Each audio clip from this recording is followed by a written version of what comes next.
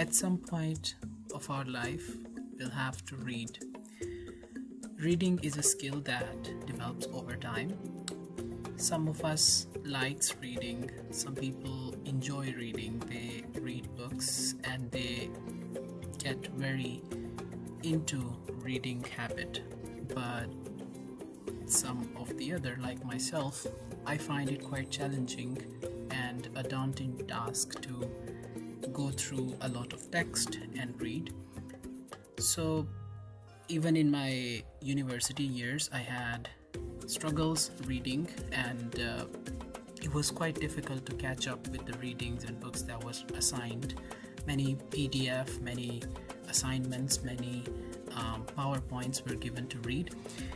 And I tried many different ways, for example, printing out, highlighting different words, or maybe taking the whole PDF and write it in my own words or summarize it.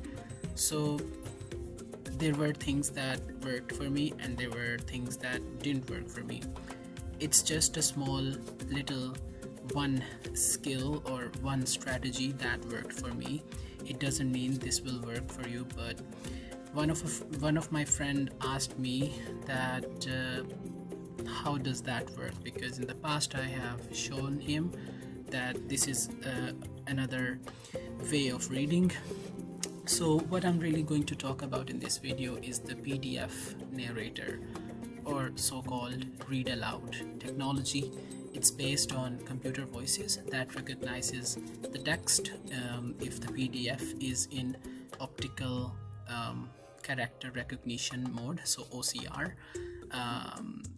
So that just narrates the text in the computer voice itself. But nowadays there is artificial intelligence being used in the same read aloud technology, and one of the best ways to get it is Microsoft Edge.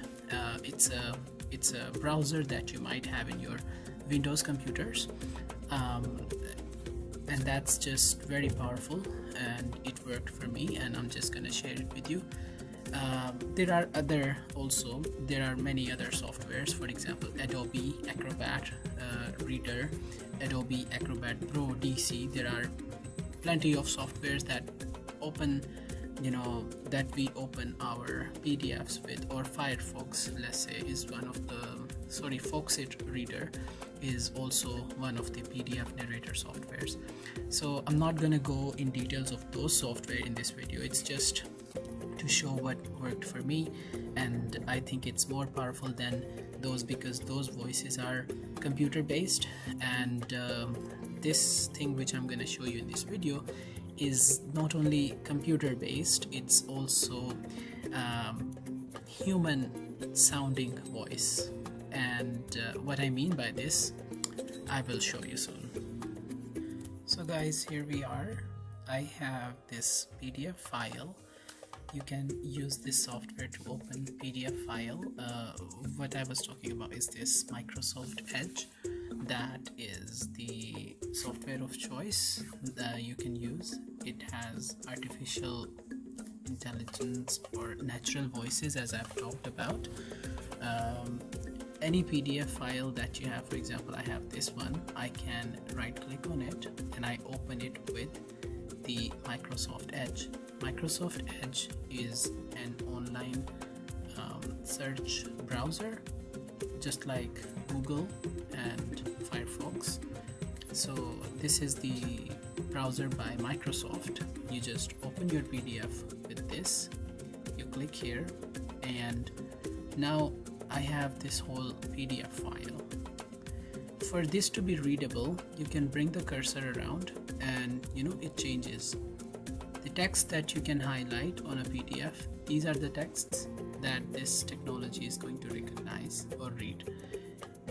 There are sometimes books that we want to maybe read like this. There is another way around it as well, but for that topic, if you want, I can also show, because for this you'll have to capture very nice pictures from the Office Lens. It's an app that converts your book text to the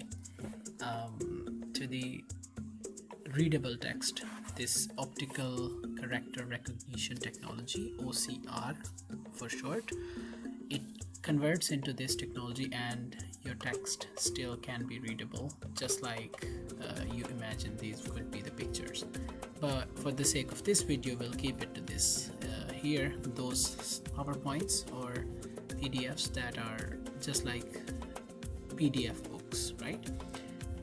Okay, so we can highlight it here. Either you can start from this button. This button, why I'm not starting, because it doesn't recognizes where should I start it from. It will, you know, start from HMA, everything, and this and all these things that are not necessary to read. For example, these all little texts, and this technology doesn't know what to read and what not to. So I know what I want to hear. I'll just skip over and I'll just double click and a little highlight. I'll now right click on this part, and this is the tool. I can try to read aloud section. So or I can double click and say read aloud from here, right?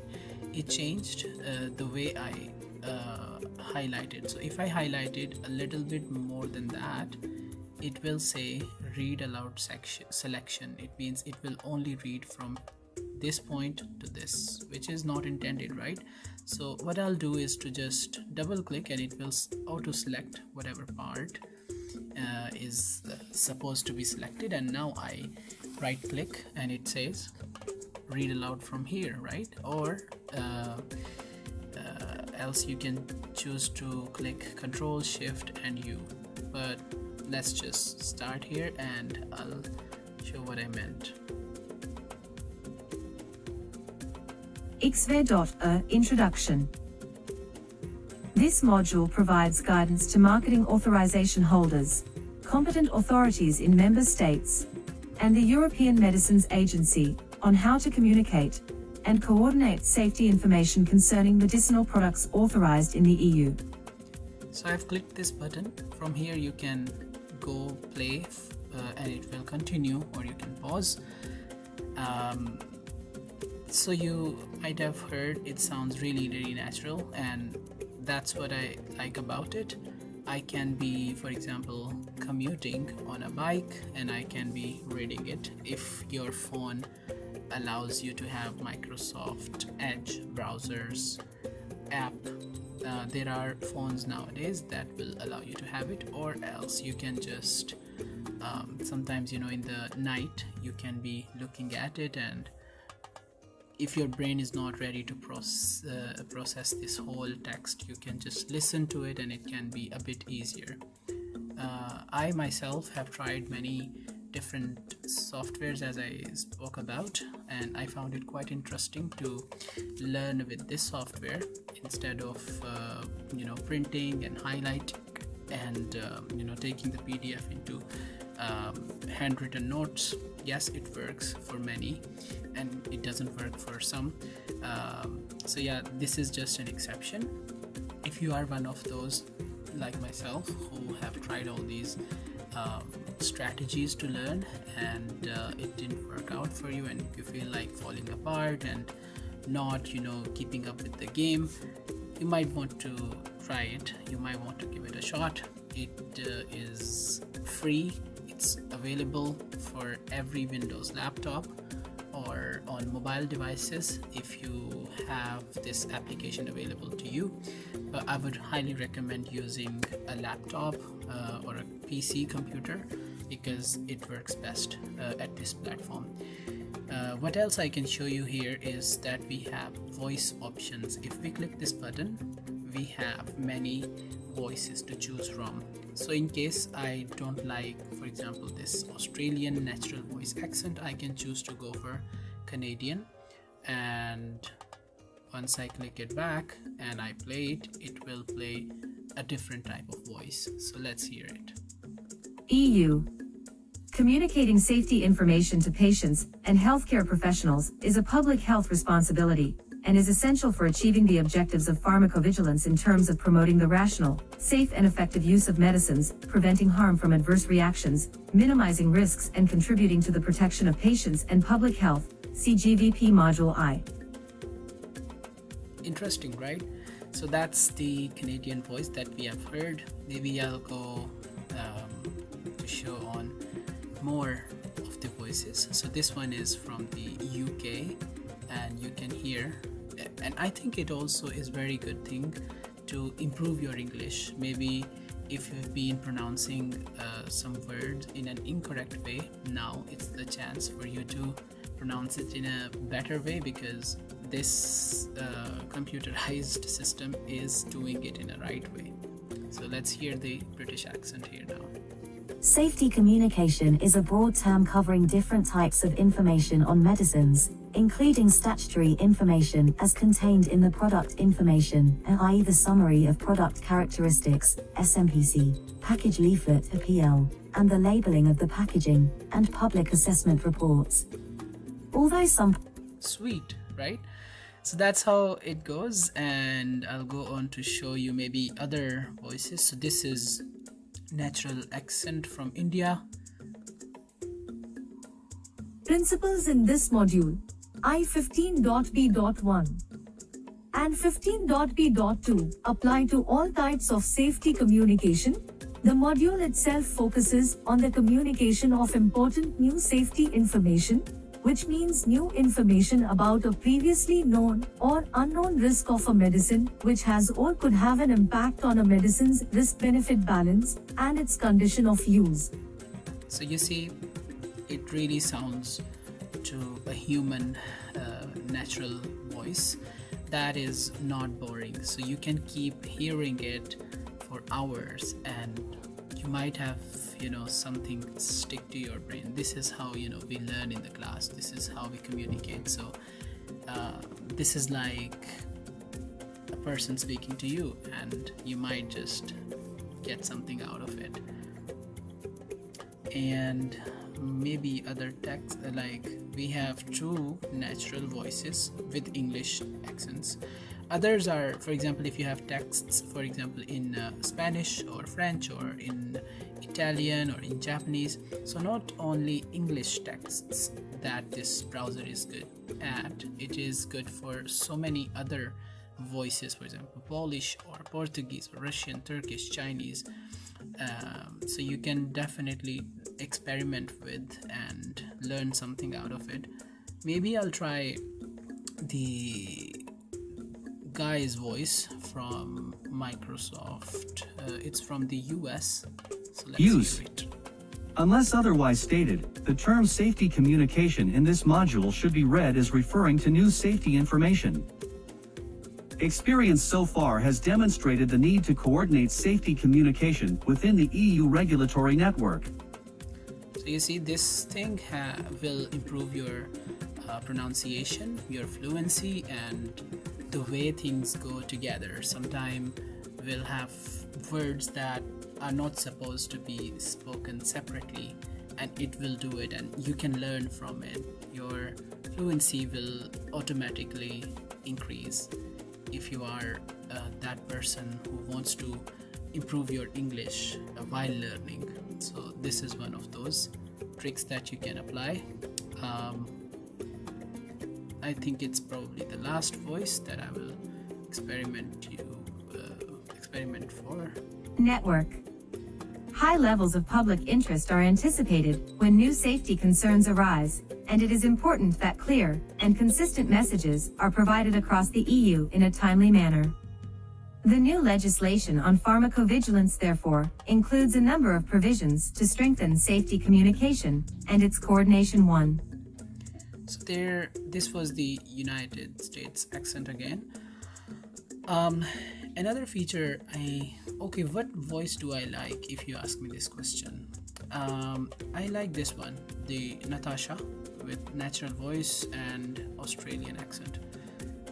It sounds really sweet, and I think it's more understandable for me. And the other feature I was going to talk about is that you can control the speed of it. If you like for this to slow down, it can do that. For example, if I put it at 0.5, and I'll play it now. Coordination 1. Communication of important new safety information on medicinal products. should take into account the views and expectations. So you've heard how, it changes, and now you can also, instead of normal, you can go up to 4 different levels. Maybe we can try this one, and the last one I'll maybe, okay, let's try this one first and let's see how it sounds. Expectations of concerned parties, including patients and healthcare professionals, with due consideration given to relevant legislation. Communication, which in this module refers to the active dissemination of safety information for an intended audience. So this is the a little faster version, more, I think 1.5. Is distinct from transparency. Transparency aims to provide public access to information related to data assessment, decision-making, and safety monitoring performed by competent authorities. You can even go further. Authorities. The new EU legislation on pharmacovigilance envisages an unprecedented level of transparency. Transparency provisions applicable to each pharmacovigilance process are provided in the relevant GVP modules. And you can even go to the fastest level. I think it's 2x. Modules. XA.B of this module describes principles and means of safety communication. XA.C provides guidance on the coordination and dissemination of safety communication within the EU network. Both sections give particular consideration to direct healthcare professional communications, DHPCs, and provide specific guidance for preparing them. This is because of the level of coordination required between marketing authorization holders and competent authorities in their preparation. The same principles also apply to proactive communications by competent authorities. So yeah, that's just quite funny. I also like another property of it is that it also will track the text which it is going through. For example, some people like to read with the finger on the text, and you can do that because you don't have to put the finger on, it does it for you. As you can see, it runs through the text throughout itself, this module. like, Legal it's kind of highlighting the whole thing. obligations are referred to as stated in the GVP introductory cover note. So in this case, you don't really lose anything. It's just another way to read. So I guess that was quite interesting, and you might have been asking yourself, why would you want to do this to your ears? Very simple explanation. Sometimes you're running out of time, you have left behind your peers, or you are the one left behind for a lot of reading, or you might have a big exam coming up, and maybe you've been procrastinating and you just couldn't really focus on what was going on during the classes, or you just have this little time for your exam and you are kind of stuck in the middle of this moment and you're about to give up. And I would say don't do that. Use the Microsoft Edge browser, take your PDF and open it in the Microsoft Edge browser. You might be wondering, okay, my slides, all the slideshows that are given by my school are not in PDF, they are in PowerPoint. But guess what, there is a little trick in it also. Go to the file option and it says export. You can export it as in PDF. It's quite simple to do, and if you don't know, you can check it on YouTube, you can check it on Google. If you still don't, maybe ask around your friends, and if you still need help, maybe comment down below and I'll make a short video on that as well, how to take your PDF and convert it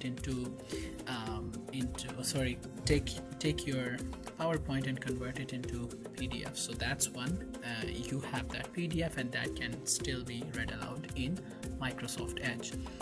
One final thing that I would like to mention here is, maybe you say, well, you have this book, right? This is a lot of text to read and you just don't want to go through the book thing. What you can do is to download Office Lens application from the Microsoft Windows Store. If you have a tablet PC, a 2-in-1, for example a Surface Pro X, or a even for the Apple, if you have the iPad, you can download this app and take pictures and combine all these pictures to make a nice big PDF. Or this Office Lens app is also available on the Android Play Store, so any phone looking like this can do that as well. You just have to have a little bit better camera, but that's just not an issue because this Office Lens have many filters to make it look like PDF. What it does different, only the camera will take the picture and wouldn't make it accessible, so this is not readable by the technology. But if you take picture with the Office Lens and you convert it to PDF, what will this do is to use this OCR technology. It's the optical optical character recognition technology. Same technology that is being used in Google Translate. When you click the plus camera option, and you can either take any product or look a name, like take a picture, and it just scans it up, and you can select it with the finger and then it translates. So the same technology that Google Translate used, its OCR, is also being used in Office Lens. So if you take the whole book picture and you want to read it aloud in this Microsoft Edge, it is possible. So if you have any questions how to do that, I can also show you how to make this happen. The big chunk of this video is to show you how to read quick, maybe in a way that could be retained. And for the 2x speed, why would you need it? The last part that I showed, when it was like jumping from line to line, it was super quick, that wouldn't be really understandable. For one reason is that sometimes you just have ran out of time, and you have literally 3 hours, and you are maybe up late in the night, and you have this exam in the morning, and you are asking yourself, I don't know what to do, how to go about it. You can play it in your ears for the fastest speed, and since it is fast, it will cover the text quite quickly. I think I did it for my physiology and some other exams in my nursing school, and I would not only go through it once, but I'll go through it maybe twice, thrice, or 4 or 5 times, or as long as I have the time, right? So even for the first time, I could have picked up some details, because that wouldn't be my first time, that would be my second time, as I have been sitting in the class for the same lecture. So I'll somehow pick up some details from the text, and when it will start to speak the second or third time or fourth time, I'll have by the end of it, I'll have some understanding. And if I go to the exam, I can't promise that would happen, because still I would have failed sometime.